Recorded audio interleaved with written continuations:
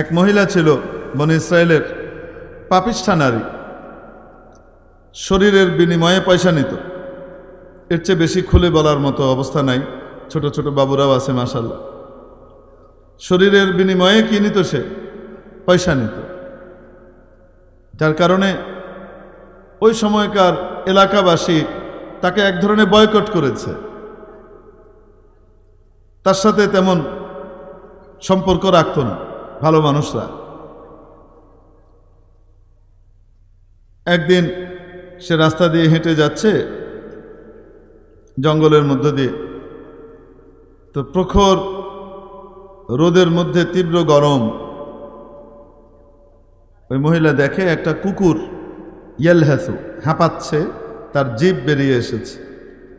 কুকুরের যখন খুব পিপাসা পায় তখন তার জিভ বেরিয়ে আসে এবং সে হাঁপাতে থাকে এক ধরনের। পাশেই কুয়া, কিন্তু কুয়ার পানি এতটা নিচে যে কুকুর নাগাল পাবে না, নাগালের বাইরে। মহিলা করলেন কি, এই কুকুরের এই কষ্টটা দেখে তার প্রতি দয়াদ্র হলেন। আমি যে আল্লাহর সৃষ্টি, এই কুকুরও সে আল্লাহর সৃষ্টি। আমার তো কিয়ামতের দিন হিসাব হবে, কুকুরের তো কিয়ামতের দিন হিসাব নাই। আমার জন্য জান্নাত জাহান্নামের ব্যাপার আছে, তার জন্য তো কিছুই নাই। সে কষ্ট পাচ্ছে।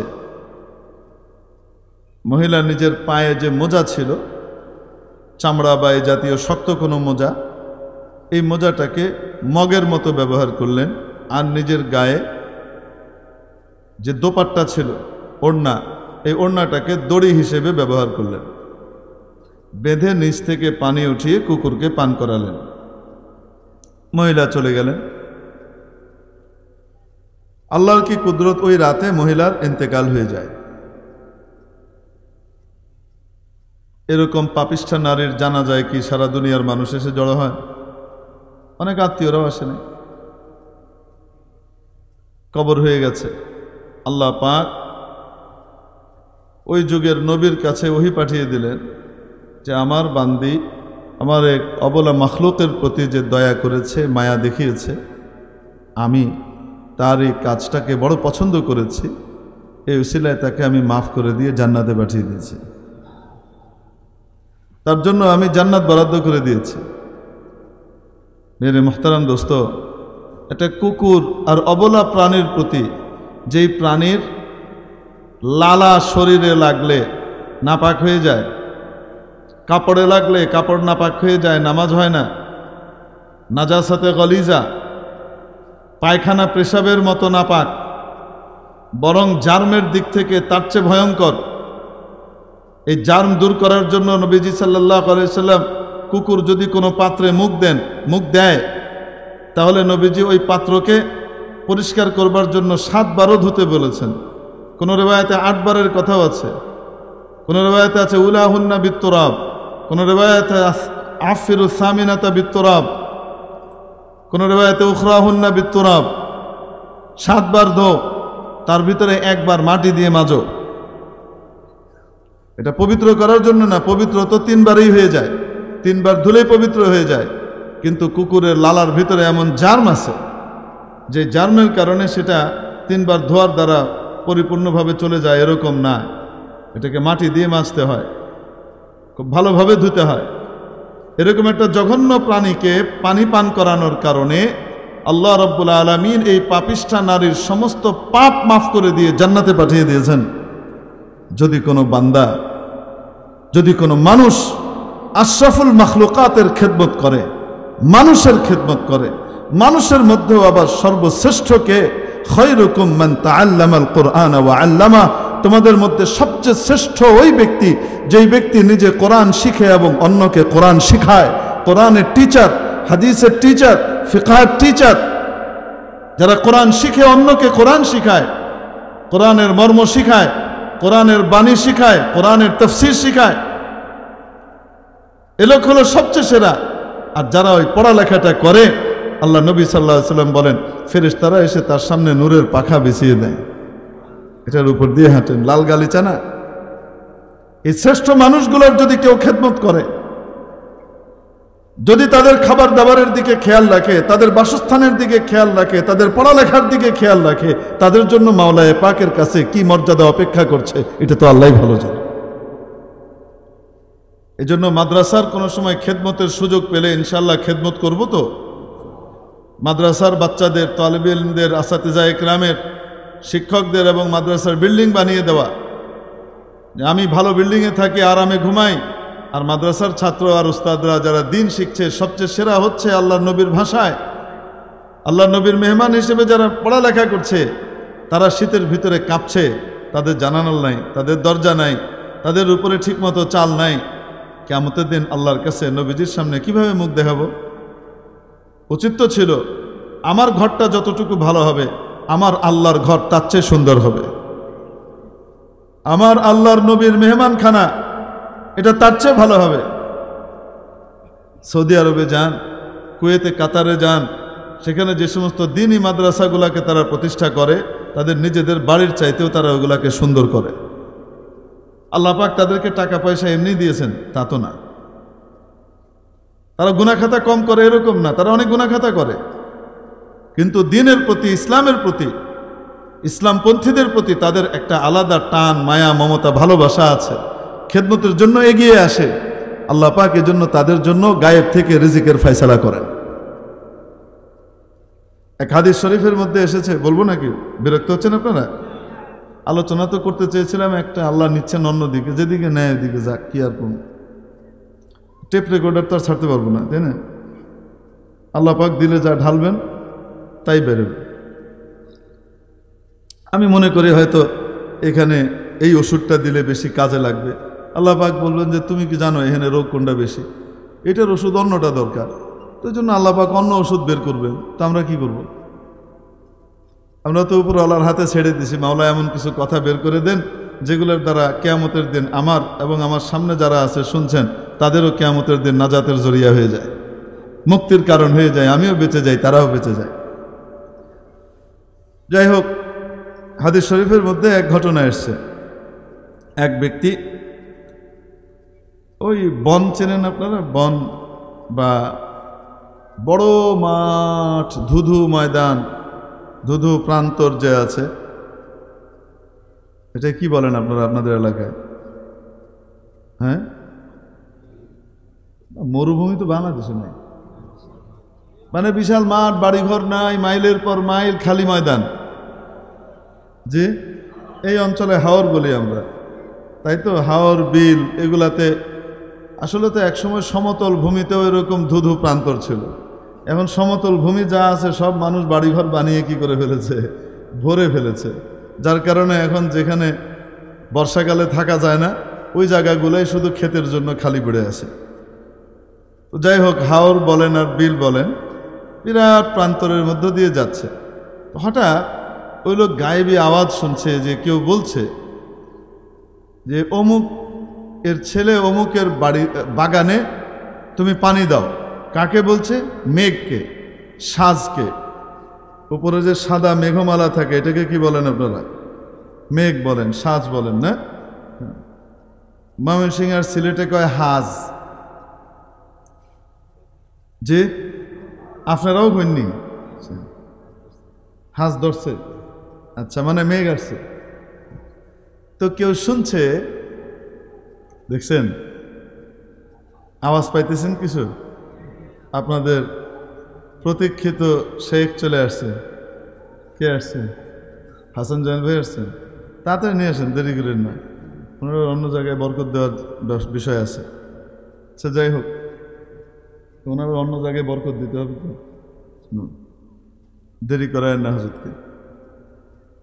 তারপরে আবার সুলতানুল ওয়াইজেনের বয়ান শুনবেন না? তারপরে আবার শেখুল হাদিস ইবনে শেখুল হাদিসের বয়ান শুনবেন। সুবহানাল্লাহ। আবার আমাদের সমস্ত আলোচক যারা আছে বাংলাদেশের, সমস্ত ওয়াইজদের যে সম্রাট আছে একজন, মানে সভাপতি সাহেব, প্রেসিডেন্ট সাহেব, হযরত আল্লামা শেখ আব্দুল বাসিত খান সাহেব দামাত বারাকাতুহুম, ওনারও বয়ান শুনবেন। চলে আসছেন মনে হয়। আচ্ছা, যাই হোক, তো ওই লোক শুনছে যে মেঘকে কেউ আদেশ করছে, এই মেঘ তুমি যাও অমুকের বাগানে পানি দাও। আমি কিন্তু কোনো গল্প বলছেন, এটা হাদিসের গল্প, নবীজি শুনিয়েছেন। তো অদ্ভুত কারবার, মেঘকে লক্ষ্য করে কে কথা বলবে? তো ওই লোকের কৌতূহল হলো, এখানে তো কেউ নাই, তো তাহলে গায়েবী আওয়াজটা যে আসলো এটা কি আসলেই বাস্তবে, নাকি আমার হ্যালুসিনেশন হচ্ছে, আমার মতিভ্রম ঘটেছে, আমি উল্টোপাল্টা শুনছি, উল্টোপাল্টা দেখছি। তো তাকিয়ে দেখে যে না, এই আওয়াজ আসার সাথে সাথেই মেঘটা একদিকে চলা শুরু করলো। তার মানে এই ভদ্রলোক বুঝলেন যে আসলেই মেঘকে কেউ আদেশ করেছে। তাহলে মেঘটা কোথায় যায়? কৌতূহলী হয়ে ওই মেঘের পেছন পেছন উনি যাওয়া শুরু করলেন। যেতে যেতে যেতে যেতে যে দেখে মেঘটা একটা উঁচু জায়গার উপরে, উঁচু একটা জমির উপরে তুমুলভাবে বাড়ি বর্ষণ করলো, মুষলধারে বৃষ্টি বর্ষণ করলো। উঁচু জায়গাতে যখন বৃষ্টি পড়ে, পানি জমে থাকে, কি হয়? নিচে নেমে যায়। তো ওই উপরের ওই জমি থেকে একটা নালা দিয়ে, এটা নিচু জায়গা দিয়ে সব পানি একটা নালা দিয়ে প্রবাহিত হচ্ছে। এবার এই লোক ওই পানি দিয়ে যাচ্ছে, পানি কোথায় যায় দেখি। যেতে যেতে দেখে হঠাৎ অনেক দূরে এক লোক তার বাগানে কাজ করছে, তার ক্ষেতে কাজ করছে, আর এখান থেকে ওই যে নালা দিয়ে পানি যাওয়ার সময় ওখান থেকে পানি উঠিয়ে উঠিয়ে সেচ দিচ্ছে। তো এই ভদ্রলোক জিজ্ঞেস করলেন যে ভাই আপনার নাম কি? তো ওই ক্ষেতওয়ালা ওই নামই বলল যেই নাম গায়েবী আওয়াজে সে শুনেছে, যার নাম বলা হয়েছে মেঘকে, যে মেঘ তুমি গিয়ে অমুকের বাগানে পানি দাও। একটা বিষয় চিন্তা করেন, যখন হাদিসে এই ঘটনাটা পড়ি তখন এই জায়গায় এসে আমার একটা কথা আমার মাথায় এসছে। সেটা হলো এই প্রশ্ন, এই উঁচু জায়গায় পানি দিয়ে তারপরে নালা দিয়ে পানি যাবে কেন? তার বাগানে সরাসরি মেঘ বাড়ি বর্ষণ করলে পানি দিলেই তো হয়ে যেত, ঠিক কিনা? দূরে কেন দিল? একাধিক উত্তর মাথায় এসেছে। আল্লাহ পাক যদি সহি হয় তো এগুলো আল্লাহ পক্ষ থেকে, না হলে শয়তানের পক্ষ থেকে। ওখানে যদি বাগানে সরাসরি পানি পড়তো, যে কৃষক ভাই তার হয়তো একটাই সেট কাপড় বা কাপড় অল্প, বৃষ্টির পানিতে তো সেও ভিজে যেত। দরকার বাগানের পানির, কিন্তু সেও তো ভিজে যেত, তার কষ্ট হতো। দুই, যেই পরিমাণ পানি ওখানে হওয়া দরকার, দেখা যেত তার চেয়ে বেশি পানি হয়ে গেলে তার বাগান থেকে পানি বের করার জন্য তাকে আলাদা চেষ্টা করতে হতো। তিন, আল্লাহ পাক একজন নেককারের বরকতে 1000 জনকে খাওয়ান। এজন্য এই নালা দিয়ে যত পানি যাচ্ছে, এই নালা দিয়ে শুধু উনি উপকৃত হবেন তা নয়, ওনার জন্যই পানি যাচ্ছে, কিন্তু এর দ্বারা আরো শত শত জমিওয়ালা উপকৃত হবে। আল্লাহর প্রিয় বান্দাদের উদ্দেশ্যে যখন আল্লাহ পাক রহম নাজিল করেন, তখন আল্লাহ পাক তাদের দ্বারা আরো অনেককে খাওয়ান, যাদেরকে খাওয়ান তারা চিনেও না, জানেও না। কার উসিলায় খাইলো তাকে চিনেও না, জানেও না। তো জিজ্ঞেস করলেন যে ভাই আপনার নাম কি? এই নাম মিলে গেছে। ভাই আপনি কি আমল করেন? ক্ষেতওয়ালা বলে কি আমল করি মানে? ভাই আপনি কিছু আমল করেন, আপনি আল্লাহর কাছে এত প্রিয় যে আপনার বাগান আর আপনার ক্ষেতে পানি দেওয়ার জন্য আল্লাহ পাক মেঘকে আদেশ করতেছেন। আল্লাহর পক্ষ থেকে মেঘকে আদেশ করা হচ্ছে। তাহলে আপনি আল্লাহর কাছে বড় প্রিয়, কোনো আমল তো আপনি নিশ্চয়ই করেন, সেটা বলেন। আমি আপনার নাম আওয়াজ, গায়েবী আওয়াজ শুনেছি এবং দেখতে দেখতে আপনার কাছ পর্যন্ত এসেছি। ওই লোক বলে ভাই একটা আমল তো করি, কিন্তু এই আমলটা কাউকে বলি নাই, যেহেতু আল্লাহ তোমার সামনে ওপেন করে দিয়েছেন, গোপন করার কিছু নাই। আমার যখন আমদানি হয়, কৃষকের আমদানি হয় ফসল যখন উঠে আগুন মাসে, আর কোন কোন মাসে না, যে চাকরি করে তার আমদানি হয় মাস শেষে গিয়ে, তাই না? যে দিন মজুরি করে তার আমদানি হয় প্রত্যেক দিন মাগরিবের সময় নাকি? এক একজনের এক একভাবে আমদানি হয়। ইউরোপ আমেরিকাতে আমদানি হয় সপ্তাহের ভিত্তিতে, সাপ্তাহিকভাবে পয়সা পায়। যাই হোক, আমার যখন আমদানি হয়, ফসল ঘরে উঠে, আমি এটাকে 3 ভাগে ভাগ করে ফেলি। 1 ভাগ আমি আল্লাহর পছন্দের জায়গায় আল্লাহর রাস্তায় দিয়ে দিই, আরেক ভাগ আমার পরিবার পরিজনের খাওয়া দাওয়া সহ অন্যান্য প্রয়োজন পুরো করবার জন্য ব্যবহার করি, আরেক ভাগকে রেখে দেই আগামী বারের পুঁজি হিসাবে। আগামী ফসলের সময় তো পুঁজি লাগবে, বীজ লাগবে, খরচ লাগবে, তো 1 ভাগ আগামী বারের জন্য রেখে দেই, ফসল করবার সময় কাজে লাগবে তাই। আর 1 ভাগ নিজেরা ব্যয় করি, আর প্রথম ভাগটাকে কার রাস্তায় দান করে দিই? যেদিন থেকে আমি এই আমল শুরু করেছি, আমার আশপাশে কারো ফসল হোক চাই না হোক, আমার ফসলে কখনো ঘাটতি হয় নাই। অতএব যদি কোনো ব্যক্তি তার আমদানির 3 ভাগের 1 ভাগ আল্লাহর রাস্তায় দান করে, তার বাকি ইনকামের সুরক্ষার দায়িত্ব নিয়ে নেন কে? এজন্য মাদ্রাসা এবং মসজিদে যখন সুযোগ পাবো ইনশাআল্লাহ দান করব। তো দান করলে কার লাভ? মাদ্রাসাওয়ালাদের লাভ। কার লাভ? আসতে বলেন, কার লাভ? মান জাআ বিল হাসানাতি ফালাহু আশরু আমসালিহা। যে ব্যক্তি কোনো নেক কাজ করবে, আল্লাহ পাক তাকে তার অনুরূপ 10 গুণ সওয়াব দান করেন। কয় গুণ?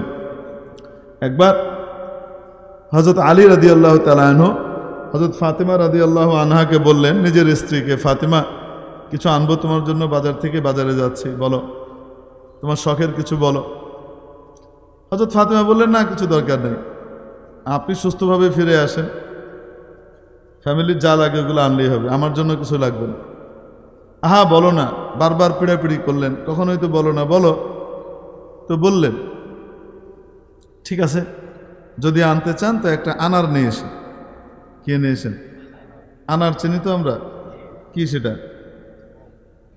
বিদেশি ডালিম আর কি, বেদানা, যেটার নাম বেদানা অথচ দানায় ভরা। দানায় ভরা জিনিসের নাম কি? বেদানা। সুবহানাল্লাহ বিহামদি। কালা বেডার নাম লাল মিয়া, এরকম আর কি। ওই জন্য কে যেন বলেছিল, নামের বড়াই করো না কো, নাম দিয়ে কি হয়, নামের মাঝে পাবে না কো সবার পরিচয়। তারপরে কিছু নাম টাম দিয়ে দেখাইছে, মতি ঝিলে মতি নাই, নাই কোনো ঝিল, এই টাইপের কি কি জানি মিলায় মোলায় একটা গজল বানাইছিল অনেকদিন আগে। আগে তো গজলগুলা হয়তো অর্থবহ গজল, এখন মাশাআল্লাহ গজল বানায় ডিস্টিং ফিস্টিং মার্কা গজল। ওরাও ডিস্টিং মিস্টিং করে, এরাও ডিস্টিং মিস্টিং টাইপের জিনিস বানানো শুরু করছে। তারপরেও আলহামদুলিল্লাহ আমাদের ইসলামী এই সাহিত্য এবং শিল্প জগৎ আগের চেয়ে অনেক উন্নতি করেছে আলহামদুলিল্লাহ। আল্লাহর রহমতে আগে আমাদের 2-4টা গজল ছাড়া মানুষ খুঁজে টুজে পেত না। এখন আল্লাহর রহমতে এই পরিমাণ ইসলামী গজলের আবির্ভাব ঘটেছে যে মানুষ শুনে শেষ করতে পারে না, কোনটা থুয়ে কোনটা শুনবে। চারিদিকে মাশাআল্লাহ গায়ক আর গায়ক আল্লাহ পাক পয়দা করে দিয়েছেন। এই জমানায় যদি কেউ ইসলামী সাহিত্যের এবং শিল্পকলার এই উন্নয়নের যুগেও যদি কেউ বলে আল্লাহর কাছে, আল্লাহ কিছু পাই নাই তাই গান শুনছি, ডান্ডা একটা মাটিতে পড়তো না। ইসলামী কিছু থাকলে আল্লাহ সেগুলো শুনতাম, কিছু ছিল না তো তাই গান টান শুনেছি, এই কথা কওয়ার সুযোগ আজ থেকে 30 বছর আগে থাকলেও এই যুগে নাই। এক কবি মুহিব খানের যা গজল আছে আর বিদ্রোহী কবিতার গান আছে জ্বালাময়ী, এগুলি শুনলেই তো শেষ করার সময় নেই। আরও কত কত বাচ্চারা মাশাআল্লাহ সুন্দর সুন্দর গাইছে। আল্লাহ কবুল করেন, বরকত দান করেন, আমিন। তো যাই হোক, তো হযরত ফাতেমা রাদিয়াল্লাহু তাআলা আনহা বললেন আর কি যে কি নিয়ে এসেন, একটা বেদানা নিয়ে এসেন, আনার নিয়ে এসেন। তো হযরত আলী রাদিয়াল্লাহু তাআলা আনহু বাজার থেকে একটা আনার কিনেছেন অন্যান্য জিনিসের সাথে। যখন রওনা করে বাড়ির পথে আছেন, রাস্তায় এক লোকের সাথে দেখা। তো সেই লোক বলছে, ভাই আমি বড় ক্ষুধার্ত, খিদে লেগেছে, আমাকে খাওয়ার কিছু থাকলে দেন আল্লাহর ওয়াস্তে। হযরত আলী রাদিয়াল্লাহু তাআলা চিন্তা করছেন, খাবার জিনিস দেওয়ার মতো তো, বা খাবার জিনিস তো আছে একটাই আনার, এটা ভেঙে দিব তাও তো সম্ভব না, দিলে তো পুরাই দেওয়া লাগে। আর যদি একে দেই তাহলে ফাতেমা কোনোদিন শখ করে কিছু বলে নাই, আজকে আমার অনুরোধেই বলল, সেটা তাকে আমি দিতে পারলাম না, এটা কেমন হবে? আর যদি ফাতেমাকে দেই তাহলে এই লোকটার প্রয়োজন, সে ক্ষুধার্ত, তাহলে তো আল্লাহর হক নষ্ট হয়। ফাতেমার তো শখ, এই লোকের হলো প্রয়োজন, তো আল্লাহর খুশির জন্য দান করে দিছে। বাড়িতে আসছে, মন টন একটু খারাপ, বেগম সাহেবের সামনে মুখটা কেমনে দেখাই। তো বেগম সাহেবা জিজ্ঞেস করেছেন, হযরত ফাতিমা রাদিয়াল্লাহু তাআলা আনহা, কি ব্যাপার, আপনার মন খারাপ কেন? এই ঘটনা ঘটেছে, তুমি জীবনে কখনো বললে না তোমার শখ আল্লাহদের কথা, আজকে বললে আর এটা নিয়ে আসলাম, সেটাও তোমার কাছ পর্যন্ত আনতে পারলাম না, এজন্য খারাপ লাগছে। হযরত ফাতিমা রাদিয়াল্লাহু আনহা বললেন, স্বামী, আপনি আল্লাহর খুশিকে যদি আমার উপরে প্রাধান্য না দিয়ে, যদি আপনি আমার খুশিকে আল্লাহর খুশির উপরে প্রাধান্য দিতেন, তাহলে আমি মনে করতাম আমি উপযুক্ত স্বামী পাই নাই। আমার বুকটা গর্বে ভরে গেছে, আমার স্বামীর কাছে পৃথিবীর সবচেয়ে দামি, সবচেয়ে মূল্যবান জিনিস হলো আল্লাহর খুশি, আল্লাহর সন্তুষ্টি। এজন্য আমি খুব খুশি আপনি দান করেছেন। হযরত আলী রাদিয়াল্লাহু তাআলা আনহুর মনটা ভরে গেছে, এত সুন্দর কথা। ভিতরে কি চলছে? আলাপ আলোচনা চলছে, গল্প টল্প চলছে, এর মধ্যেই কে যেন বাইরে দরজায় কড়া নাড়ছে। কি হুজুর, কি হুজুর? হ্যাঁ, কম তো, এখন কি করবেন, বাড়াবেন কেন? যাই হোক, তোমাকে নিয়ে আসবেন না? হ্যাঁ, আচ্ছা, আমার পরে নামাজ হবে, ছেড়ে দেওয়া দরকার। মাউন্ট ভাইরা আসছেন, তাহলে দেরি করা ঠিক। যাই হোক, তো দরজার কড়া নাড়ছে কে যেন, তো গিয়ে দরজা খুললেন। দরজা খুলে দেখেন হযরত আবু যর গিফারি রাদিয়াল্লাহু তাআলা আনহু দাঁড়িয়ে আছেন। সালাম কালামের পরে বললেন, আসতে পারি? আহলান সাহলান, আপনার নিজের বাড়িতে মনে করে আসেন।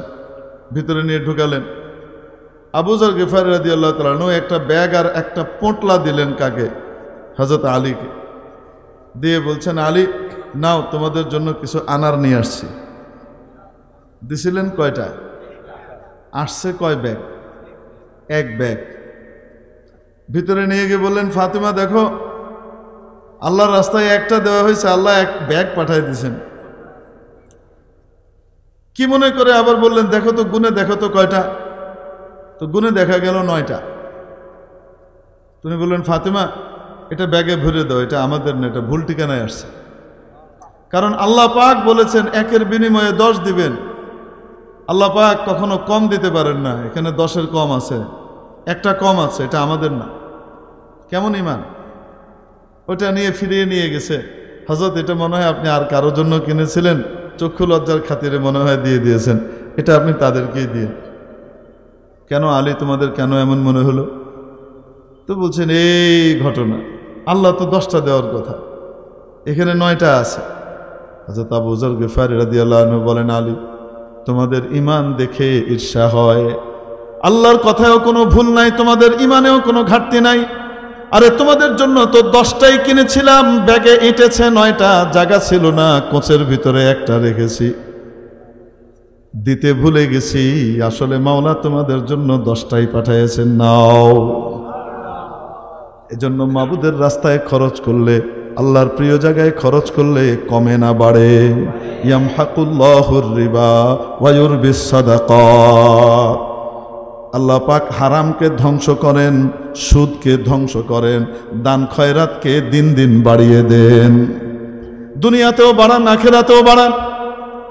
যে কোনো নেক আমলে মাওলা পাক 10 গুণ দান করেন। একটা আমল এমন আছে যে আমলে মাওলা কমপক্ষে 700 গুণ দেন সওয়াব। কয় গুণ বলবো নাকি সেটা?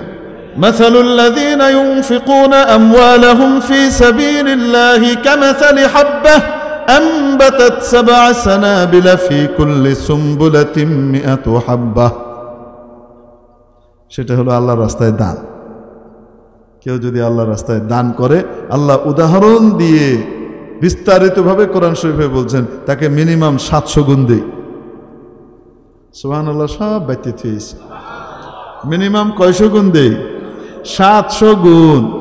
আজকে যদি ঘোষণা করে বাংলাদেশ সরকার 1 ঘন্টা সময় দেওয়া হবে, যার কাছে যত টাকা আছে যা জমা দেওয়া হবে ব্যাংকে দেওয়ার সাথে সাথে তাকে 700 গুণ করে ফিরিয়ে দেওয়া হবে, তাহলে আপনার বিবি বাড়িতে কোনো টাকা রাখতে দিবে? কাঁচায় মোসায় বলবো সবটি লয়ে যান, জলদি হইলে জমা দেন, বলবে কি বলবে না? বাংলাদেশ সরকার কোনো সময় ধোঁকা দিতেও পারে, রাজনীতিবিদরা ধোঁকা দিতেও পারে, বা ধোঁকা দেয় না, ইচ্ছা ছিল ঠিকই, সাধ্য ছিল না, টান পড়ে গেছে হইতেও পারে। মাওলার ব্যাংকে তো কখনো টান পড়ে না। তাহলে মাওলার রাস্তায় দান করতে কে কে রাজি আছি? হাত উঠায় দেখাইতে একটু। লিল্লাহি তাকবীর, মাশাআল্লাহ, লিল্লাহি তাকবীর, নারায়ে তাকবীর। আয় আল্লাহ, যারা হাত উঠিয়েছেন তাদের বাড়িতে কখনো অভাব দিয়েন না। আয় আল্লাহ, যারা মাদ্রাসায় পাশে দাঁড়ানোর নিয়ত করেছেন তাদের আওলাদ ফরজনকে, তাদের খানদানকে সুখে শান্তিতে ইজ্জতের সাথে দুনিয়া আখিরাতে আপনি জিন্দেগি দান করেন। আল্লাহ পাক আমাদের সকলকে কবুল করেন, আমিন। ভয় পেয়েন না, চান্দা করব না। কেউ যদি দিতে চান, বলতে চান, তাহলে আলাদা কথা, ভয় পেয়েন না, চান্দা করার জন্য বলি নাই। আচ্ছা, আপনারা চা বিস্কিট খান প্রতিদিন? চা, পান, তারপরে বিড়ি সিগারেট খায় কি খায় না? খায় না?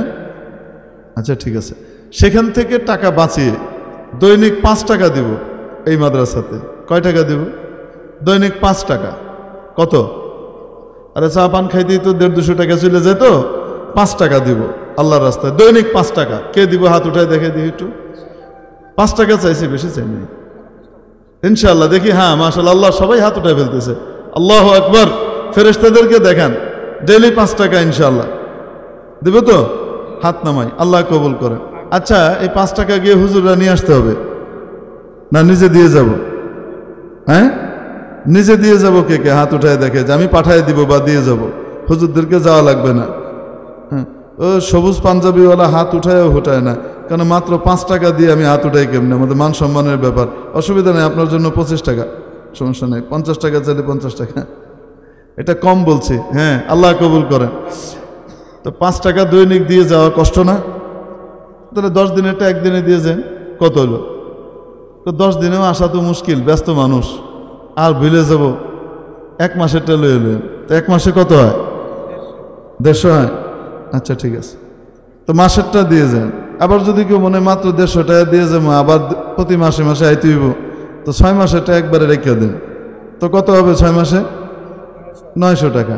মাশাআল্লাহ, দেখেন দৈনিক আপনি 5 টাকা করে দিয়েছেন, কিয়ামতের দিন দেখবেন বিশাল সওয়াব জমা হয়ে গেছে। করবো তো ইনশাআল্লাহ তাআলা।